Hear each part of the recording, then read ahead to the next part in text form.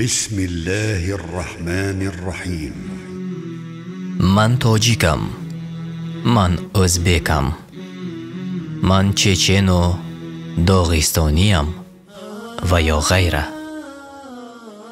از افتخار کردن از ملت خود دست کشید، زیرا این ننگ شما انگشت است از انگشت آتش دوزخ.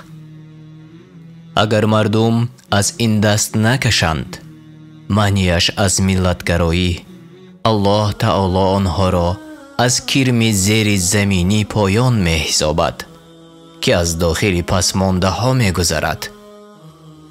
حدیث ابو داود و ترمذی.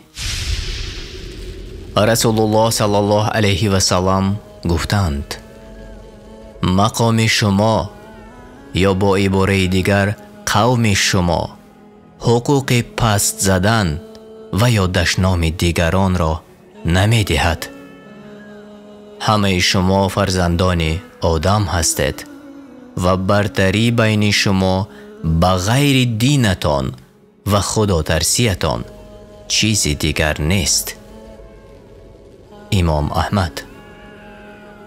در جای دیگر پیامبر خدا صلی الله علیه و سلم می فرمایند: واقعاً الله تعالی از شما روح قبیلگرایی و ملتگرایی را دور ساخت که آن عنعنه دوره جاهلیت و خاص گذشتگانمان بود. اکنون آدمان به مسلمانان پرهیزگار و خیر کردار و یا گناهگاران بدرفتار تقسیم می شوند.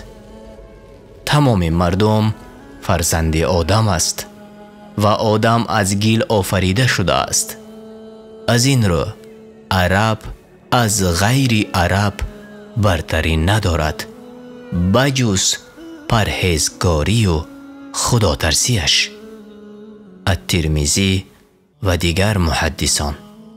اگر مسلمانیم، این درس و سنت رسول الله صلی الله علیه و سلم برای ما که اهل فهم هستیم کفایه است.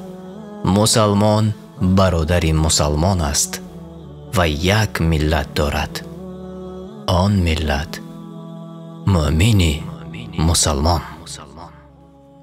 جمال الوجود بذكر الإله وتصفو الحياة